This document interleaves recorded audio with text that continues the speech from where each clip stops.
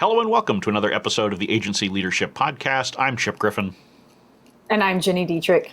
And we're here today to talk about working from home because that's what we're all doing right now. Well, Gini is and I am. I don't know about you. A lot of you are. Some of you aren't. I think most people are. Most people are. And many of you have newly work from home team members. And some of those team members are even moving to other locations. I know a number of folks who have decided to pick up their luggage and their belongings and move to whole other parts of the country, either because they can or because they need to be close to family for childcare reasons or all sorts of other things. So this is a topic that I know is on your mind. Yes. And not only are we working from home, but we have other experiences while we do that. What do you mean exactly? You know, like interns who are also remote learning, and Yes. hamsters who ride on their wheel. I'm just glad we were able to kind of get started on this. I did have to see the new hamster though. You did, yeah. There is a new hamster. We had to introduce you to Pumpkin. Yeah. Hamsters like last animals, so they last slightly that. longer than fish, but still not very long as it turns out. No, actually, we've had a fish super long, but now that's going to die because I just said that out loud. So, 2020. Yay, 2020. What can I say? Yeah. Do you think things are going to change come 2020 for like January? Everything's better. Oh, I think it's absolutely. Things just suddenly change, just magic. Yeah, I think so too. You know, we wake up and it's like, oh, something happened. It's like we're recording this just a couple of days before we change our clocks. I'm sure that you know it'll be the same thing. You know, just kind of like you wake up and it's a whole new time, even though the sun's totally agree. You know different. Yes. It'll be the same thing on January 1st, 2021. Yeah, I think so too. Yeah. You go ahead and believe that. That helps you sleep at night, Jenny. Go for it. Yeah. So anyway, work from home is going to be going on much longer than. And it is, you know, there's a lot of conversation. A lot of people are thinking about how do I communicate with my team? How do I build team culture? We've talked about some of these things. You know, how do you have to look at meetings and client service and all those kinds of things when you have your team working remotely? But there are also some much more mundane but just as important administrative issues that you need to look at. And so that's what we're going to talk about today. Well, when you describe it that way, I can't wait. Mundane. In administrative issues. Yay! But very important. And we talk about every aspect of the business on this podcast. We don't just talk about, you know, the fun of getting new clients and all. We talk about the things that most people don't think about when they're running a business but have a significant impact on how profitable you are. They have a significant impact on risk and all that kind of stuff. So yeah. That's what we're going to talk about today, particularly because a lot of you are in uncharted waters here. If you've had an office and you now have all of your employees working remotely, particularly if you have any of them who have moved from one location to another, or if your office is in, for example, one state, but you have employees in another, those are things that were relatively easy to deal with when you had an office, but now with them remote, there are other issues that you need to be thinking about. Yeah, that's a really, really good point, because now you have to be thinking about taxes in each of the states where your employees live. And to your point, if people have moved, that's a massive consideration. Certainly it allows you some massive flexibility as well, but those are the kinds of things you have to think about. So you have to be thinking about insurance, you have to be thinking about, in some cases you may have to incorporate the business in some states depending on where they are, taxes, all sorts of fun administrative end of year kinds of things that you didn't have to think about before now. And conveniently, I've just recently written about this. So we actually have a guide for you to look at that will have some additional information. But, you know, for those of you who prefer not to read, we will talk through some of these issues for you over the next 15 or 20 minutes. So the first issue and the one that most of you will be thinking about probably most immediately, and that you're already dealing with, are payroll taxes, because you always have to have that. So if you don't have any employees who have moved, not a whole lot is changing here, with an asterisk that I'll talk about in a minute. But if you have employees who are moving to different locations, you need to make sure that you're working with your payroll processor to update their locations and make sure that whatever paperwork you need to do with the payroll processor takes care of the new states in which you may have to withhold income tax. This is all pretty straightforward these days. 20 years ago when I first got started, I tried doing a lot of this stuff manually. That was a nightmare. Nowadays, most people use ADP or Paychex or Intuit or one of those things, and it takes care of most of this for you. But you still need to make sure you're putting the right data in. And one thing I will add to this, just based on personal experience, I have employees scattered across the country, well, North America, really. And if you have a service like an ADP or a Paychex, I highly recommend that you use them to their fullest extent, because if there's a screw up, a state perspective, or they didn't file the correct paperwork, they will take it and they'll pay all the fines as well. So I cannot recommend that more, because you don't want to be responsible for, and there's a lot, Right. There's a ton of paperwork that you need to file. And these services are all inexpensive enough. There's absolutely no reason not to be outsourcing payroll processing. Really, I mean, even most of the medium-sized agencies out there are using payroll processors. It's only the very largest who might be thinking about doing in-house. But even a lot of them are still using a service like ADP or something like that, because it takes away so much of the headache. But now the asterisk here is that there are some interesting situations that depending upon where you have employees, where you may have to get in the middle of a food fight. So, for example, if you are a Massachusetts agency and you have employees who live in New Hampshire who are no longer going into the office in Massachusetts, Massachusetts has decided that they will still collect income tax even though that person never crosses the state border anymore. Wow. But because they used to work in the office in Massachusetts, they say they're still entitled to a percentage of their income in taxes. Needless to say, the state of New Hampshire disagrees with this and is suing Massachusetts in federal court to try to solve this one. There are very few states that have no income tax, which is why this is really a big issue. But even if there are two states that both have income taxes, one may prefer to get the cut over the other. And so you can have these kinds of battles that go on. So in those cases, you're going to need to figure out, are you going to continue to withhold or not? Because your employee obviously is, particularly if they're in a no income tax state like New Hampshire, they're not going to want anything withheld. So, so that can be messy. It's really not directly your problem as an employer, but it's something you may end up having to get in the middle of.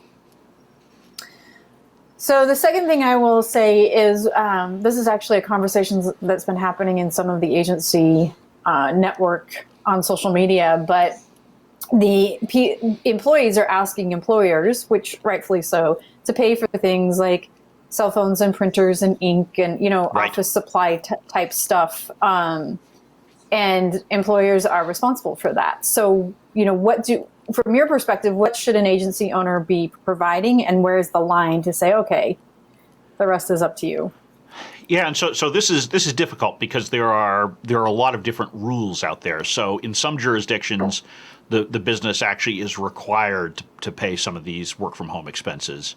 In some places, it's just what should you be doing, and then of course you layer on top of that, what of these things are actually taxable, because some of them may cross the line into a taxable benefit for the employee. So when you're starting to cover expenses at home, things like a percentage of the broadband expense, for example, that employees may have, because a lot of us have had to upgrade our internet services because of all of the video that we're doing and things like that, and employees are asking to be reimbursed for all or part of that bill. You need to figure out what you're going to do from a business perspective, and I would argue that if you are actually having people work from home, you need to be subsidizing these activities in some fashion. Yeah. If you're going to do that, though, you also need to work with your accountant to make sure that you're doing it properly, so that you're not, creating some tax liability there that you're not thinking about. And generally speaking, and I'm not an accountant or a lawyer or anything like that, so it's my normal disclaimer. Right. Yeah. But in general, the IRS has tried to clean some of this stuff up, because back 10, 15 years ago, you had to actually allocate what percentage of your cell phone use was personal versus business, for example. Right. You no longer have to do that. They've generally decided that if you've got a business cell phone, you can still use it for personal purposes and it's not taxable. That said, as we get into some of these things, I mean, if you need a new chair, for example, at home, because it was fine for using an hour a week when you were doing just quickie little projects, but now you're doing it 8 hours a day, you may want a better chair. Should your employer be picking that up? Quite possibly, but then what happens to it after they're gone? So there's a lot of issues that you need to be thinking about as an employer. Right.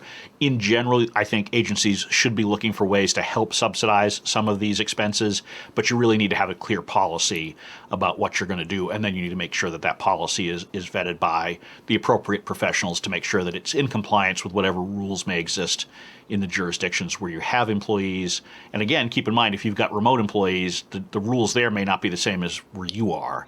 So, it's going to take some investigation to make sure that you're on the side of the angels here. And just do your best. You're not, at the end of the day, as long as you've made a good faith effort, most of the time you're going to be okay. Yeah, and I mean, just to reiterate what you said about different jurisdictions, when you look at states like California, Illinois, they're completely different than, say, Maine or Kentucky. So, right. Not that I have that experience, but you have to really pay attention to those. That's why the professionals are so important. Right. And it's and a little bit of investment up front for them to look at your plan and make sure that that your policies are okay is absolutely worth it, because the expense of being wrong can be very bad, which is a great segue into the next one, because this is the most expensive issue that you can probably run into, and that is your actual business taxes. Because when you've got employees in other jurisdictions, it potentially creates what's called a nexus. And I'm not talking about LexisNexis. I'm talking about a nexus that causes you to be taxed by another jurisdiction. This is messy. It's very difficult, and it can be very expensive. So you really need to work with your accountant and make sure that you understand, if you've got a remote employee in Massachusetts or Kentucky or California, are you on the hook for paying business taxes in those states? Not just the payroll taxes that you're paying for the employee. Those are, again, pretty straightforward. But business taxes, a percentage of your overall agency profits, could be taxable in those jurisdictions. And this is something I've run into a number of times over the years with my own businesses. That's what I have to say to that one. Because keep in mind, if someone is permanently working from home and they're an employee, their home office is basically a branch office for your agency in the eyes of taxing jurisdictions. Yeah, right? Absolutely. So you need to understand that may create that tax liability, or even licensing requirements, or all sorts of other things. So it's great to have the flexibility of remote workers in other jurisdictions, but you really need to make sure that you're understanding, what the potential liability is there, because it's not, in a lot of cases, it doesn't end up being a huge cost to you, other than that you've got to, do all the paperwork that goes along with it. But you also have to come up with some formula for figuring out how to allocate revenue, because there's a lot of different things that you can look at, and there's not really a lot of clear guidance, as it turns out, about how you allocate revenue to different states. Is it based on the amount of employees you have there, the amount of time they're putting in? Is it based on the clients that you have in those jurisdictions? There's a lot of different ways that you can calculate it. You need to work with your tax advisors to make sure that you're doing it the best way for you. The moral of the story is hire help.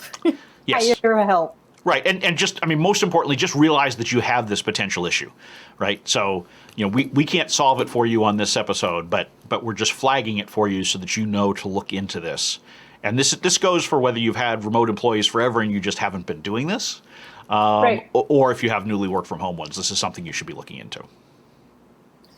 So speaking of work from home, I have to check on my intern for one moment, because I think, although I allowed her to use her iPad to read books, it sounds to me like she's watching YouTube Kids. Maybe it's just an audio book, but while you were investigating your intern, I'll monologue a bit and I'll talk about employee benefits, because this is something that you need to be thinking about when you have remote employees.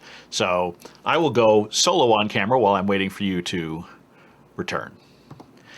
And so as you're thinking about employee benefits when you have remote workers, it's important to think about what kinds of policies that you have for things like health insurance, and how that translates to people who are in other jurisdictions, particularly when you start hiring people who are far flung away from where your main location is, from where you live, because a health insurance plan that works well for you in, say, New Hampshire may not work well for someone in California. And part of this is because of the crazy health insurance rules that we have around the United States, but part of it is because there are just different provider networks in different locations. And so you want to be thinking about those kinds of issues and talking to your employees, frankly, to figure out, is the plan that we have a good one in your location or not? Is it something that we should be thinking about the next time we're looking at plans? Because there really are some big differences. And again, this is something I've run into before, where I had a plan that was great for most of my employees in a particular region, but then the employees in another region said, well, I can't find any doctors who are in network, and it's very, very difficult. So you want to be thinking about those kinds of issues, because agencies are about talent, and so you need to be thinking about team morale and all that kind of stuff. That's really a really great point, because, quite honestly, that's not even something I've come up against, is we must have a really good plan. But, we've always been covered, no matter where the employee is. That's a really good point that I hadn't been. Well, and keep in mind, there is a difference between being covered and being able to use the doctors that you're used to using, right? Absolutely, yeah, for sure. And particularly, in the part of the country that I'm in, there are a lot of lower cost providers that specialize in New England. And so, and they then partner up with nationwide networks, but those networks may not be as robust. And sometimes this is even big name plans. So in a previous existence, I was working with one of the Blue Cross providers, which normally you would sit there and say, okay, well, that's sort of the gold standard of insurance historically over the years. They've got, national networks, and right, they did. Right. But in one particular market in New York City, that particular Blue Cross plan didn't have good providers. And so it was a huge issue we had a whole New York office in that case that just hated the plan because they couldn't find any doctors that took that particular insurance. So you need to be aware of those things and thinking about them. And so don't just make the decision between yourself, the owner, and the broker. You want to make sure that you're talking to your employees and getting their feedback. And you may not be able to make everybody happy, but at least they'll feel like they're listened to if you solicit opinions before you go into the renewal process. Yeah, that's a really good point, and one that you should definitely have on your list of things to consider. Right, and of course you need to know what's actually required too, because there are different rules, around who you have to provide insurance to and all that kind of stuff. Again, based on jurisdictions, and again, keep in mind it's not based on where you're located; it's based on where your employee is located in most cases. So we've talked payroll taxes, business taxes, employee benefits, business insurance. Business insurance, right? Because it's not, health insurance is what we think of when we say insurance, but most agencies have business liability insurance, general liability, maybe errors and omissions. We saw some discussion in the Spin Sucks community recently about an agency that's looking for cyber liability. That's a whole nother nightmare. We could do a whole nother conversation about that. Most agencies don't really need cyber liability, but whatever general liability policy you have, if you've got employees who are working from home, there's a good chance that you need to list their residences on your policy to make sure that you're getting maximum coverage. And so that's something that you want to make sure you understand between, hopefully you're using a broker.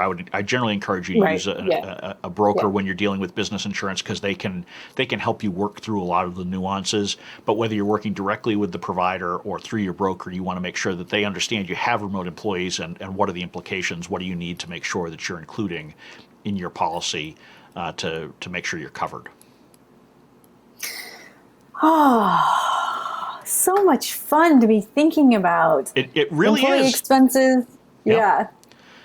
I think the only other thing we haven't talked about is contractors versus employees, which is a really good point, especially right now. Yeah, and that's certainly something that we've talked about in general before, but particularly now as we've got folks who are going remote and again maybe moving from one location to another.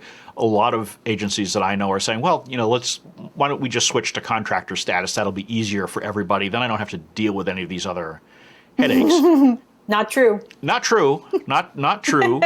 As we've talked about before, it's very difficult to even have independent contractors who live in certain states like California. Basically, if you've got someone in California, just make them an employee. Your life is going to be so much easier if you do that. Yep. But you particularly have to be careful anytime you have someone who's currently an employee and then becomes a contractor. That is probably the most risky thing that you can do, because it's very easy for the IRS and other taxing authorities to see that that transition has been made in most cases. And so you want to make sure that you are, if you're doing that, it's legitimately because that employee is starting their own business. They're no longer working for you full time. They actually have other clients. They're soliciting other clients. They're marketing themselves as a business. And in fact, I would tell you, if you want to have independent contractors, don't have them as truly independent. Don't contract with them by name. Make them set up an LLC.